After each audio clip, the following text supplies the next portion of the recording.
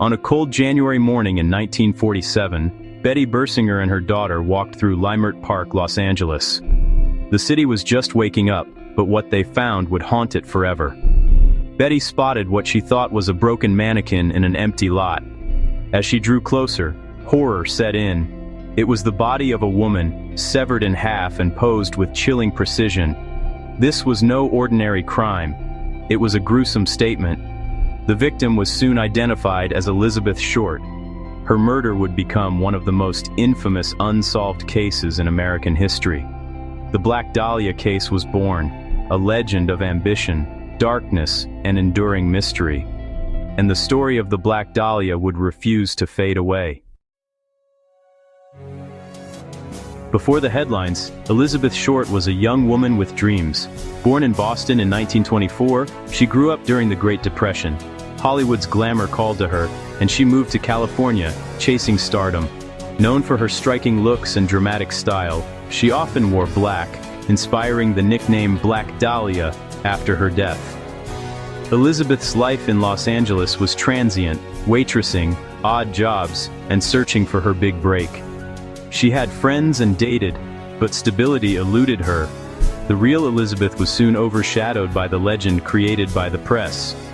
When her body was found, police traced her last known movements. She was last seen alive at the Biltmore Hotel on January 9, 1947. For 6 days, she vanished, her whereabouts a mystery. What happened during that lost week became the investigation's central question.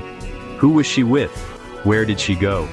The answers could unlock the case, but the trail was already cold.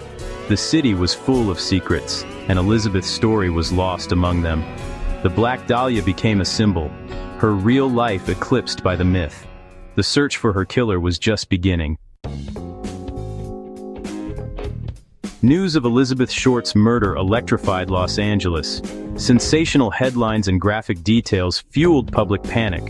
The brutality and ritualistic nature of the crime set the city on edge. The LAPD launched one of its largest investigations, interviewing thousands. Every tip was chased, every suspect scrutinized. But the killer left few clues, and the city's fear grew. The media frenzy brought both helpful leads and a flood of false confessions. Detectives struggled to separate fact from fiction. The killer seemed to be hiding in plain sight, watching the chaos unfold. Pressure mounted on the police as days passed without an arrest. The Black Dahlia case became a symbol of Hollywood's dark side. Dreams turned to nightmares, and trust in the police eroded. The city demanded answers, but the investigation stalled. The killer remained at large, and fear lingered in every shadow. The case was a race against time, and the police were losing. The Black Dahlia's murder haunted Los Angeles. The city would never be the same. 9 days after the murder, a breakthrough arrived, a package sent to the Los Angeles Examiner. The sender claimed to be the killer, using cutout letters to avoid handwriting analysis.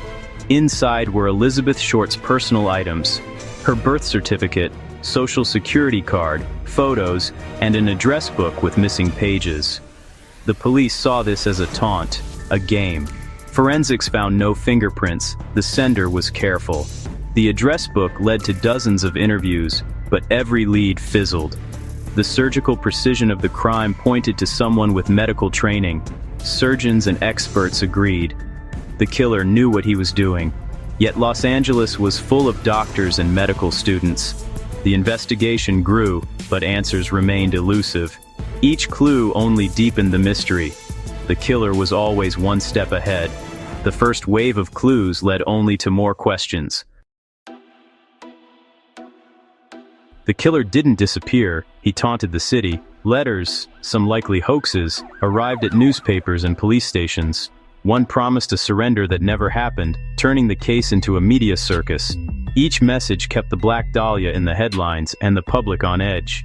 Handwriting experts searched for matches, but the trail went cold. The killer seemed to relish the attention, manipulating the city from the shadows. Packages and notes, some real, some fake, flooded in.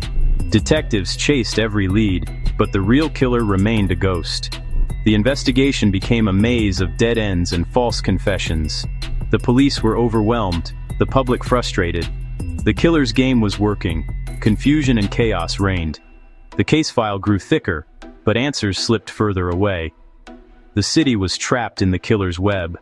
The taunting continued, and the legend grew. The game was far from over. Decades later, a new theory emerged. Not from evidence, but from a son's suspicion. Steve Huddle, a retired LAPD detective, believed his father, Dr. George Huddle, was the killer. Dr. Huddle was a prominent physician with a dark reputation and ties to Hollywood's surrealist scene. He had the surgical skill to perform the precise bisection. Steve found old photos of a dark-haired woman he believed was Elizabeth Short. Dr. Huddle's office was near the Biltmore Hotel, and his home had a basement perfect for hiding a crime. The timeline, location, and medical expertise all fit. Steve's investigation uncovered a web of circumstantial evidence. The resemblance in the photos was uncanny. Steve became convinced his father was the Black Dahlia killer, a respected doctor hiding a monstrous secret. The case took a shocking turn. A son's search for truth reopened the Black Dahlia mystery. Steve Huddle dug deeper and found his father was a prime suspect in 1949. The LAPD bugged Dr. Huddle's home, capturing chilling statements. "Supposin' I did kill the Black Dahlia." They couldn't prove it now. Despite the evidence, Dr. Huddle was never arrested. Steve believed police corruption protected his father, who treated powerful officials. The investigation was quietly closed, and Dr. Huddle left the country soon after. Steve linked his father to other unsolved murders. Similar wounds, similar posing. Dr. Huddle's fascination with surrealist art, especially Man Ray, mirrored the crime's theatrical staging. The evidence was circumstantial but compelling. Dr. Huddle had the means, motive, and opportunity. He lived a double life, respected doctor by day, possible killer by night. He fled to Asia, never facing justice. Steve's research suggested his father was a serial killer. The trail led to a terrible conclusion. The monster was close to home. The Black Dahlia case was darker than anyone imagined. The city's secrets ran deep. The truth was hidden in plain sight. Steve's investigation changed everything. The legend of the Black Dahlia had a new suspect. The case was far from closed. For Steve Huddle, the case became personal, a quest for truth and justice. As a former detective, he meticulously gathered evidence, cross-referencing files and family records. He presented his findings to the district attorney, who agreed there was enough to charge Dr. Huddle if he were alive. In 2013, a cadaver dog alerted to human remains in Dr. Huddle's former home. Soil tests supported the theory that Elizabeth Short was killed there. Steve's obsession paid off. He connected the dots others missed. He gave a name and face to the city's most notorious killer. The Black Dahlia mystery, cold for decades, finally had a compelling answer. Steve's work was a son's reckoning and a detective's triumph. The truth was more shocking than fiction. The monster had been hiding in the light. The city's darkest secret was finally revealed. The Black Dahlia's story had a new ending. Today, the Black Dahlia case remains officially unsolved. The LAPD has never closed the file, and Dr. Huddle died in 1999, never tried for the crime. Yet Steve Huddle's evidence is widely accepted by experts. The theory explains the medical precision, the taunting, and the stalled investigation. The killer wasn't a drifter but a respected man hiding in plain sight. The Black Dahlia case is a story of tragedy, Hollywood, and corruption. Elizabeth Short became an icon, her dream of fame realized in the darkest way. The case inspired countless books and films, its mystery enduring. Some mysteries may never be fully put to rest, but thanks to one detective's relentless pursuit, the truth is clearer than ever. The book may be open, but for many, the case is closed. The Black Dahlia's legacy endures. a cautionary tale for the ages. For more deep dives into history's greatest mysteries, subscribe for more stories from the shadows of the past.